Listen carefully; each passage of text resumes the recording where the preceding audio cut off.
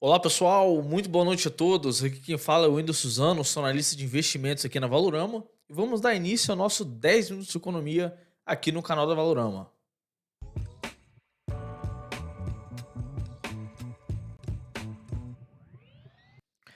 Fala pessoal, hoje um dia de queda aí no nosso índice Bovespa, né? Tivemos aí alguns destaques, tanto positivos, tanto negativos, né? Vamos mostrar para vocês agora aí.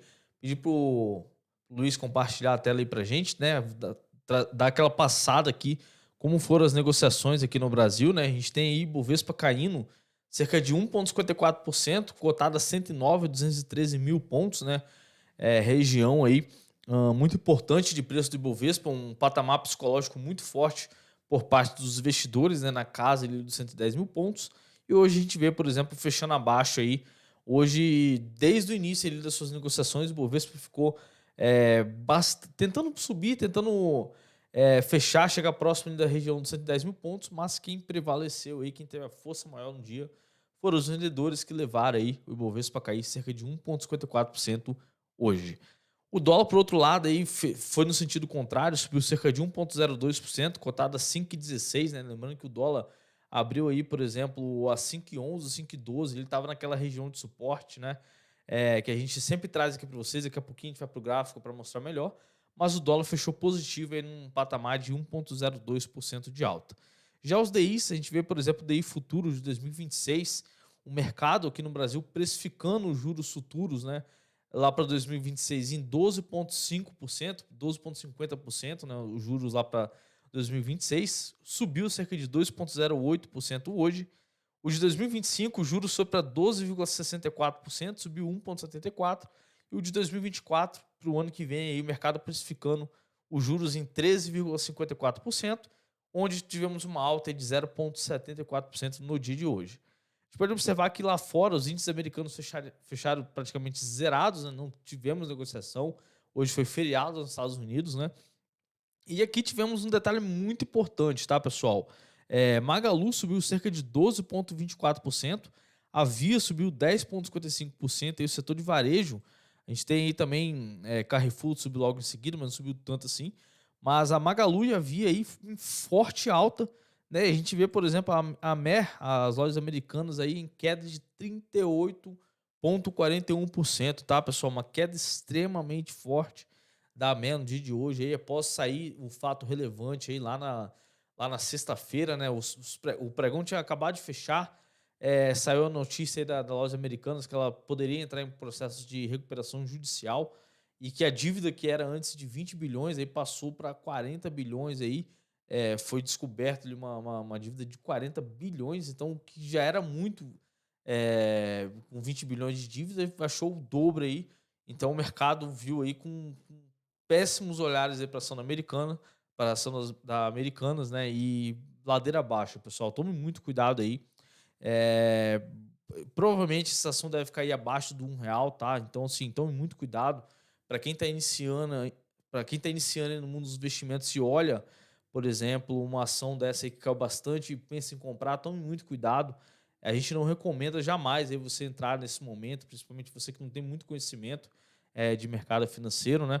E realmente, assim, é uma situação bastante chata que a gente vê, né? Uma ação, por exemplo, do setor de varejo, uma ação muito forte, né?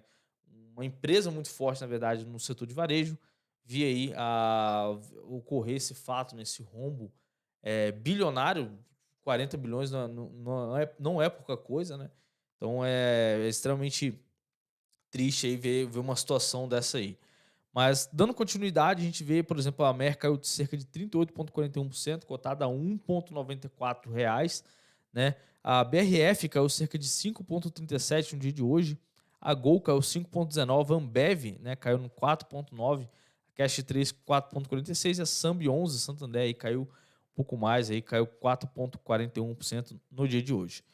Em relação aos volumes, em relação ao volume negociado a sua média de 20 períodos, a gente tem o ABPAC 11 negociando 2,32 vezes a sua média de 20, a Amer negociando 2,18 vezes a sua média, a Ambev 1,78, a Via 1,61 e a BIF negociando 1,37 vezes a sua média de 20 períodos. Bom, mudando a página aqui, a gente tem o IFIX que caiu, valorizou, desculpa, valorizou cerca de 0,07%. Destaque para o VILG11, que subiu 2,95%. O POR11 subiu 2,87%. Já as maiores baixas tem o GGRC11, que caiu 3,81%, e o RISAC11, que caiu 2,30%. Os ETFs aí, a maioria ligada às criptomoedas. As criptomoedas, para quem não acompanhou, tiveram uma alta muito relevante aí nos últimos dias, né? Acho que tava subindo aí desde quarta-feira passada, que as criptos voltaram a subir, né? Bitcoin voltou a negociar próximo ali da região do 21 mil dólares, né? E ficou bastante otimista aí para o setor de criptomoeda, principalmente esses ETFs ligados a eles, né? Então a gente vê, por exemplo, o Web3 11 subindo 17,71%, o QDEF 11 subindo 14,83%, né? As BDR a gente tem a A1VY34 subiu 16,15% e a H1LI34 subiu 9,27%. Já as commodities a gente tem um milho que valorizou 0,29%, a soja ficou zerado praticamente, né? O minério de ferro aí caiu cerca de 2,07% no dia de hoje, tá, pessoal? Vamos lá para o investidor estrangeiro. Vou trazer aqui para vocês aqui os dados do investidor estrangeiro, né? Deixa eu só alterar aqui, perfeito. Bom, o investidor estrangeiro aí entrou com 907 milhões aí na nossa bolsa lá no dia 12/1. Se a gente for olhar aí para ver o que aconteceu lá no dia 12/1, né, onde o investidor estrangeiro estava comprando, né, foi um dia de queda no mercado, tá? Foi um dia onde o mercado caiu cerca de 0,59%. E o investidor estrangeiro entrou aí com um capital de 907 milhões aí nessa data. Se a gente for olhar aí o saldo do mês, deixa eu só aí, agora tá atualizado. O saldo do mês aqui de janeiro, né, a gente vê, por exemplo, pessoa física vendida aí em 562 milhões de reais, institucional na contramão aí do investidor estrangeiro, vendido em 2,170,5 bilhões de reais aí no fluxo do saldo do mês, no caso aqui no de janeiro, né? A gente vê, por exemplo, o institucional contra estrangeiro novamente. A gente vê, por exemplo, o estrangeiro com 2,447 bilhões aí de reais. Instituições financeiras estão com menos 443 milhões e outros aqui com saldos de 727 milhões. Então a gente vê um cenário aí, pessoal, onde o investidor estrangeiro está entrando com fluxo comprador, né? Em dezembro foi assim também, o saldo foi positivo em dezembro.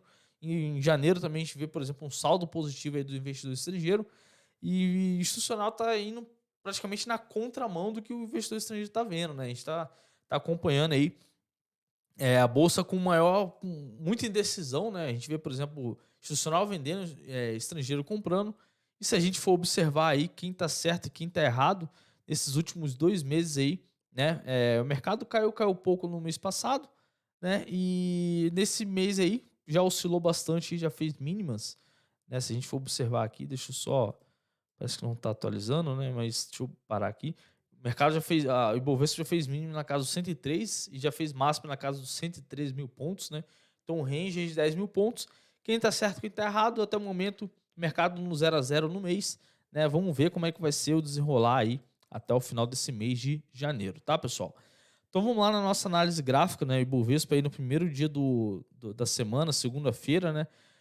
Ainda está negociando essa região de 110 mil pontos. Temos esses pontos aqui extremamente relevantes, né? Se o Ibovespa vier romper a máxima aí da última semana, tá, pessoal? Na casa ali dos 113 mil pontos, né? Pode ser um excelente ponto de start para o mercado subir mais aí. E se romper essa semana aí, galera, é bem provável que o mercado possa vir a buscar na casa dos 120 mil pontos. E aí sim a gente pode ver muita ação valorizando até lá, tá? É isso que a gente faz. A gente analisa o Ibovespa para ver como tá o sentimento das ações aí no mercado financeiro, na bolsa de valores, tá? Então, por exemplo, se vier romper essa região de máxima aqui da última semana, é bem provável que Ibovespa possa vir a buscar os 120 mil pontos, e aí sim a gente vê, por exemplo, um rally aí, um rally curto, podemos dizer assim, né? De muitas ações aí no nosso índice Ibovespa. Por exemplo, Vale, Petrobras, bancos, né? Algumas dessas ações podem vir a puxar o nosso índice Ibovespa, né? Já por outro lado, o dólar, né? Como a gente comentou aí, naquela consolidação, o dólar, né? Olha só como ele tá respeitando aqui essa região de suporte, abriu no 5,14, caiu um pouco mais, mas depois virou para cima o dólar futuro aí, né? E tá negociando novamente dentro da sua consolidação. Se a gente for olhar o gráfico semanal, né? Ainda tá, claro, primeiro dia da semana, então vamos ver como é que vai ser com o decorrer, se vai realmente perder essa região de suporte ou vai ficar dentro novamente, fechar acima aí da sua consolidação aí que tá desde praticamente desde lá de julho de 2022, tá, pessoal? Vamos aguardar aí como o dólar vai se comportar no final da semana. Como a gente comentou mais cedo aí, né, a gente vê, por exemplo, a Magazine Luiza, né, indo totalmente ao contrário ali das ações da Americanas, né, já subiu praticamente desde lá da notícia que saiu da Americanas, já subiu 43%, né, desde o seu ponto de abertura, e a Via Varejo, né, também concorrente ali da Americanas, também subiu aí cerca de 19%, então Magalu liderando as altas, né? E detalhe, tá, pessoal? Magalu aí em ponto importantíssimo de preço, a média de 200 períodos. Vamos ver se vai ter força suficiente para se manter acima dessa região, né? Ou se vai corrigir aí até a sua média móvel de 9 períodos aqui, que é exatamente um ponto de suporte, né, para essa tendência de alta. Então, olha como a Magalu já variou, já valorizou, né, desde a notícia ali da Lojas Americanas. O que a gente pode estar vendo aí, tá, pessoal? Claro que não é nada certo, mas o que a gente pode estar vendo é que aqueles investidores que acreditam no setor de varejo estão realizando suas posições da Americanas, né, e comprando, por exemplo, Magazine Luiza e Via Varejo, né, por estar apostando ali naquele setor. Como a Mer, infelizmente, aconteceu essa situação, muitos investidores estão retirando suas posições de Amer e podem estar indo sim para Magalu e Via Varejo aí, por a gente ver, por exemplo, esses movimentos muito fortes de alta, como a gente acompanhou nesses últimos dias aí, da Magazine Luiza e também da Via Varejo. Tá bom, pessoal? Bom, então espero que vocês tenham gostado desse vídeo, tá? Não esqueça de deixar seu like aí, compartilhar esse vídeo, se inscrever no canal, que é muito importante pra gente, tá bom? Um grande abraço a todos e até mais. Tchau, tchau.